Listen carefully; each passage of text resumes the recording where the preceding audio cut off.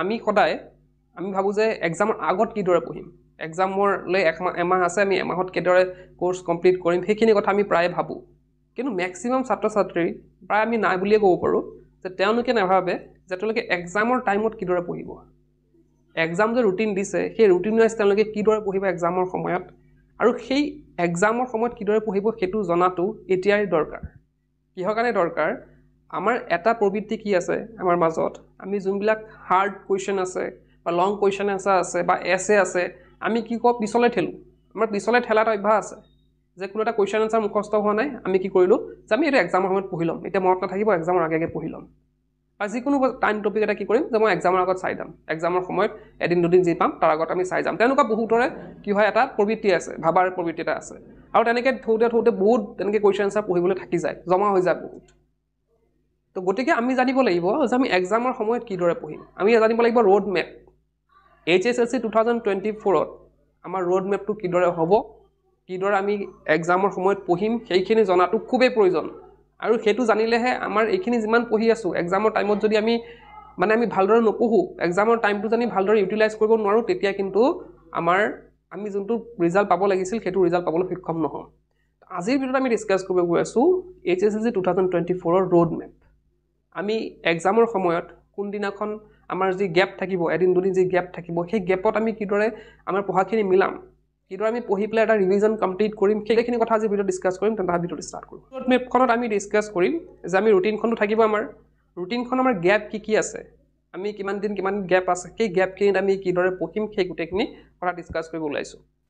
তো ইয়াতে আমি যদি চাওঁ ৰোড মেপটো, তো ইয়াতে ফাৰ্ষ্ট এক্সামটো আমাৰ ষ্টাৰ্ট হ'ব কেতিয়াৰ পৰা, February 16ৰ পৰা। প্ৰথম দিনাখন আছে আমাৰ ইংলিছ। গতিকে ফাৰ্ষ্ট এক্সামটো ভাল কৰিবলৈ আমি ধৰি লোৱা মোটামুটি আমি 5 দিনমান ৰাখিব লাগিব। আমি ইংলিছৰ এক্সামৰ আগত 5 দিনমান আমি ইংলিছৰ কাৰণে ৰাখিব লাগিব। আৰু যদি তোমালোকৰ গোটেই ৰিভিজন চিভিজন ক্লিয়াৰ আছে, তোমালোকে এটলিষ্ট 3 দিনমান ৰাখিবা আগৰ, খালী ইংলিছ পঢ়াৰ কাৰণে তোমালোকে 3 দিনমান আগত ৰাখিবা। তো যাতে এক্সামটো ভাল হয় এইটো ট্ৰাই কৰিবা। ফাৰ্ষ্ট এক্সামটো আমাৰ কিন্তু ভাল কৰিবলৈ আমি খুব ভাল চেষ্টা কৰিব লাগিব। ফাৰ্ষ্ট এক্সামটো ভাল কৰাৰ পিছতে আমাৰ পজিটিভিটি আহিব। গতিকে ফাৰ্ষ্ট এক্সামটো ভাল হোৱা খুবেই দৰকাৰ। তো ফাৰ্ষ্ট এক্সাম ইংলিছৰ কাৰণে কিমান দিন পঢ়িবা তোমালোকৰ হাতত, তোমালোকক মই দিছোঁ 3 to 5 days তোমালোকে হাতত ৰাখিবা ইংলিছৰ কাৰণে। তো এইখিনি হৈ গ'ল ইংলিছ এক্সাম আমাৰ। নেক্সট আহিলে আমাৰ February 19। তো ইয়াৰ পৰা ষ্টাৰ্ট হ'ব আমাৰ ৰোড মেপ। তো February 19ৰ কি আছে, ছ'চিয়েল চায়েন্স আছে। ছ'চিয়েল চায়েন্সৰ আছে 13টা চেপ্টাৰ, হাতত আছে মাত্ৰ 2 দিন। 2 দিন কি থাকিব, 17 আৰু 18। 19তো আমাৰ এক্সামেই হ'ল। গতিকে এই 13টা চেপ্টাৰ আমি কিদৰে ক্লিয়াৰ কৰিম এই 2 দিনত, আমাৰতো অলৰেডি হৈয়ে আছে ধৰা, কিন্তু আমি এই 2 দিনত আমি এটা ৰিভিজন দিব লাগিব যাতে গোটেইকেইটা চেপ্টাৰ আমি আমাৰ ভালকৈ পঢ়িব পাৰোঁ। গতিকে এই দিনত আমি ৰিভিজনটো কমপ্লিট কৰিব লাগিব। তো ৰিভিজন কমপ্লিট কৰিবলৈ তোমালোকে কি কৰিবা, ইংলিছৰ যোনটো আমাৰতো 9 to 12 আছে এক্সাম, তো আহি পেলাই আমি যোনখিনি পিছবেলা যোনখিনি আমাৰ 16ত February 16ত পিছবেলা যোনখিনি সময় পাম, সেইখিনি আমি কি কৰিব লাগিব, ছ'চিয়েল পঢ়িব লাগিব। তো পিছবেলাৰ সময়খিনি আমি ট্ৰাই কৰিব লাগিব যে আমি 3টা চেপ্টাৰ ক্লিয়াৰ কৰোঁ।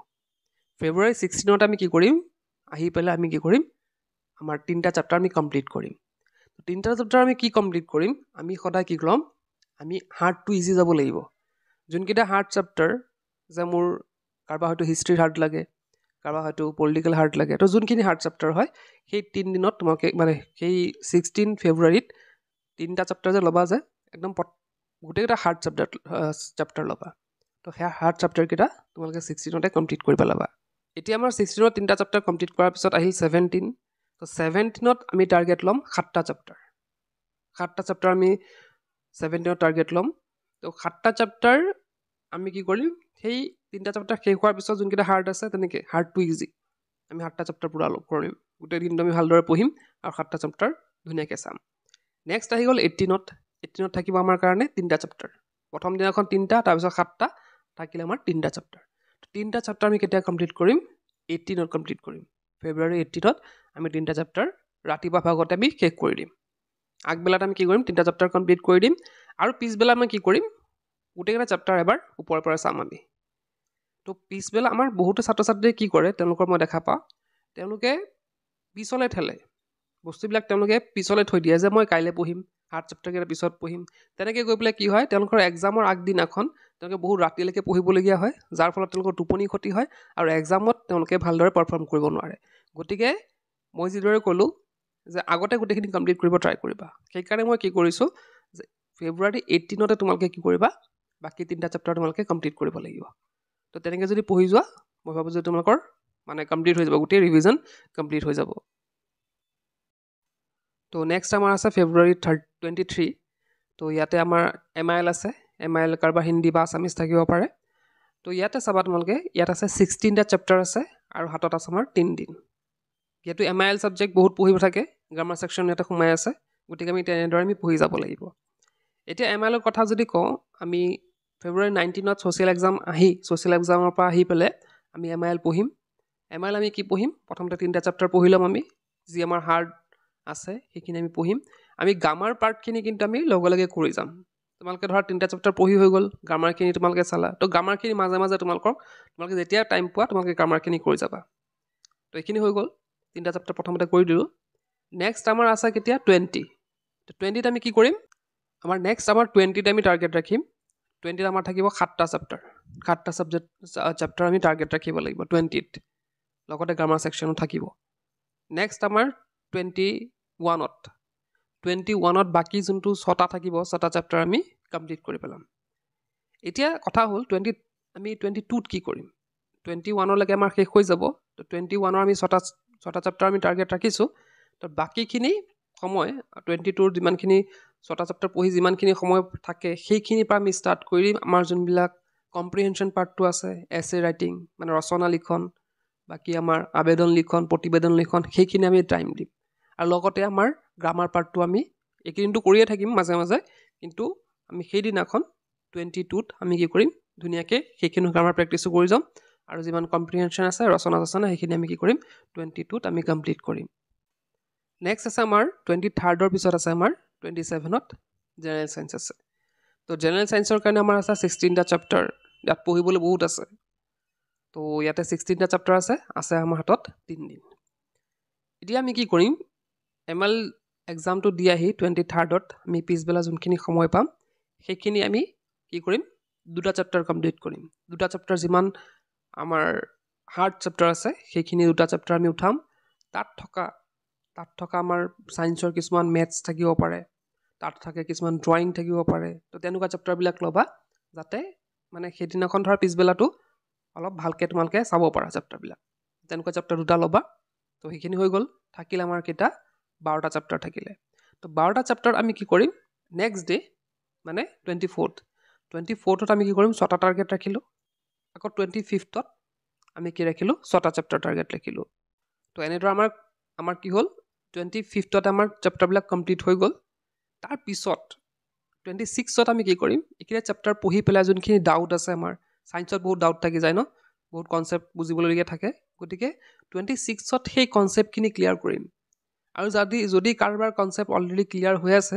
তেওঁলোকে আৰু এবাৰ ৰিভিজন ওপৰৰ পৰা চেপ্টাৰখিনি চাব পাৰে কিন্তু কনচেপ্ট ক্লিয়াৰ কৰাটো ছায়েন্সত খুবেই দৰকাৰ গতিকে তোমালোকৰ যিবিলাক ডাউটছ আছে সেইবিলাক তোমালোকে 26তে ক্লিয়াৰ কৰি ল'বা এতিয়া সমস্যাটো আহি পৰিল ফেব্ৰুৱাৰী 29ত যি মেথছৰ এক্সাম আছে এতিয়া মেথছটো আমি জানো যে বহুত আমি প্ৰেক্টিছ কৰিব লাগে কিন্তু আমাৰ হাতত আছে মাত্ৰ এদিন 28টো আছে মাত্ৰ ফেব্ৰুৱাৰী 28ত আমি বন্ধ পাম বাকীটো আমাৰ সময় নাই গতিকে এই চেপ্টাৰটো এই মেথছটো কৰোঁতে আমি কিছুমান টেকনিক ইউজ কৰিব লাগিব টেকনিক কেনেধৰণৰ প্ৰথমতে আমি ৰিভিজনৰ কথাটো কৈ লৈছোঁ তো মেথছ কৰোঁতে এতিয়া কি কৰিবা তোমালোকে যেতিয়া 27ত তোমালোকৰ ছায়েন্স এক্সাম দি পেলাই আহিবা 27ত ছায়েন্স এক্সাম দি আহিয়ে আমি ট্ৰাই কৰিব লাগিব আমি যাতে ৰিভিজন কৰিব পাৰোঁ আমি এটলিষ্ট 4টা চেপ্টাৰ আমি ৰিভিজন কৰিব ট্ৰাই কৰিব লাগিব হাৰ্ড চেপ্টাৰকেইটা পিছবেলাটো আমি কি কৰিম 4টা চেপ্টাৰ এটলিষ্ট মই কি কৰিম হাৰ্ড চেপ্টাৰটো আমি কমপ্লিট কৰিব ট্ৰাই কৰিম তাৰপিছতে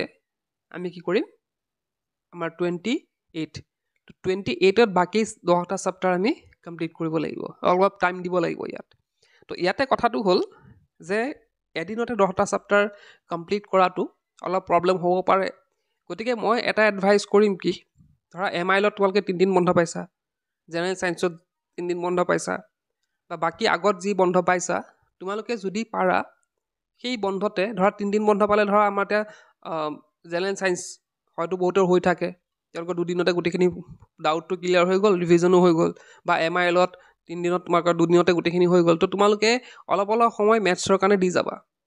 মেথছৰ ৰিভিজনৰ কাৰণে তোমালোকে ধৰা যদি আগতে ধৰা MILৰ মাজতে বা জেনেৰেল চায়েন্সৰ মাজতে তোমালোকে যদি 4-5টামান যদি তোমালোকে ৰিভিজন কৰি ৰাখিব পাৰা মেথছৰ চেপ্টাৰ ইজিবিলাক ট্ৰাই কৰিবা, তেতিয়া হাৰ্ডবিলাক নল'বা বেছি। তো ইজিবিলাক চেপ্টাৰ যদি তোমালোকে ট্ৰাই কৰা যায়, আগত যিখিনি বন্ধ পাইছা জেনেৰেল চায়েন্সৰ বা MILৰ বা ছ'চিয়েলৰ, তাত তোমালোকে যদি 4-5টামান চেপ্টাৰ যদি ইজি চেপ্টাৰ যদি কমপ্লিট কৰি ৰাখিব পাৰা, তোমালোকৰ পিছলৈ কমি থাকিব।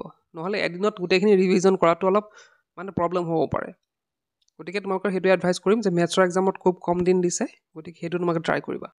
তো এতিয়া আমি যদি চাওঁ আমাৰ 29 মেথছৰ এক্সামৰ পিছতে আছে আমাৰ March 2 হিন্দী আছে, হিন্দী ইলেক্টিভ। তো ইয়াতে আমাৰ এদিন পাম, আমাৰ যিহেতু ফেব্ৰুৱাৰী মাহটো 29ৰ, গতিকে আমি কিমান দিন পাম, 1 মাৰ্চটো বন্ধ পাম, বাকী 2 মাৰ্চত আমাৰ হিন্দী থাকিবই। এইটো এটা প্ৰব্লেম হ'ব পাৰে কি এদিন দিছে মাত্ৰ, হয়নে? গতিকে আমি এদিনত আমি ৰিভিজন কৰাটো অলপ প্ৰব্লেম হ'ব পাৰে হিন্দী চেপ্টাৰকেইটাও, কিন্তু আমি ট্ৰাই কৰিবতো লাগিবই, উপায় নাই।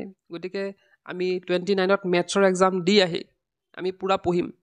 হিন্দীত আমি কি কৰিম, আমি ট্ৰাই কৰিম এটলিষ্ট 5টামান চেপ্টাৰ আমি হিন্দী পঢ়িবলৈ। হিন্দী যিহেতু ইলেক্টিভ বহুতৰ হয়তো ইজিও লাগে হিন্দী চেপ্টাৰ ৱাইজ তোমালোকে যদি পঢ়ি যোৱা, ট্ৰাই কৰিব লাগিব আহি পেলাই যাতে 5টামান চেপ্টাৰ তোমালোকে কমপ্লিট কৰিব পাৰা।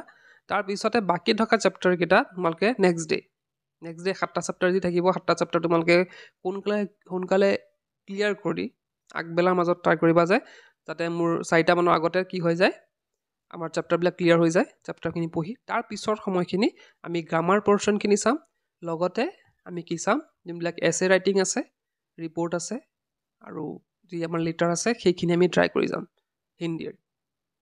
আৰু বাকী আমি যদি March 4ত চাওঁ, বাকী আমাৰ ইলেক্টিভ আছে, ইলেক্টিভৰ সকলৰ 3 দিন পাব, বাকী এডভান্স থাকিব পাৰে জিঅ'গ্ৰাফী, হিষ্ট্ৰী। তো তেওঁলোকে 3 দিন পাব, তেওঁলোকৰ সেই তেনেদৰে ভগাই ল'লেই হ'ল আৰু 3 দিনত তেওঁলোকে কিদৰে পঢ়িব। তো এনেদৰে পঢ়িলে তোমালোকৰ মই ভাবোঁ যে তোমালোকে HLC আগন্তুক যি 2024 HLC এক্সাম আহি আছে, তোমালোকে এটা ভাল ৰিজাল্ট কৰিব পাৰিবা।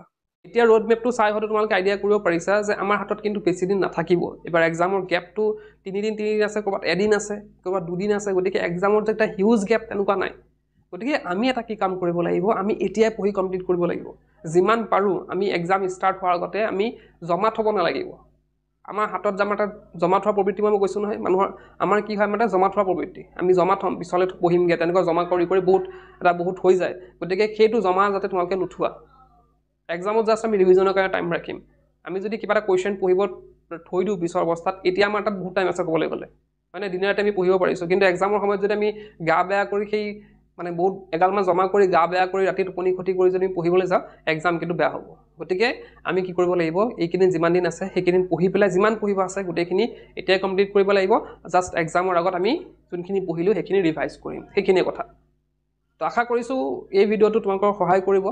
ৰোড মেপটো জনাটো খুবেই দৰকাৰ। ভিডিঅ'টো ছেভ কৰি লোৱা, কাৰণ আমি এক্সাম টাইমতো এইটো ভিডিঅ' তোমালোকক সহায় কৰিব।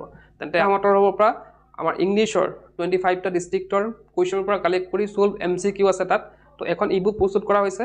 তো কি কৰিব লাগিব এই ইবুক কালেক্ট কৰিবলৈ ডেছক্ৰিপশ্যনত দিয়া হৈ আছে, তাত চাই কালেক্ট কৰিব পাৰা। তেন্তে আজি ভিডিঅ'তে শেষ কৰিলোঁ। কিপ ৱাচিং।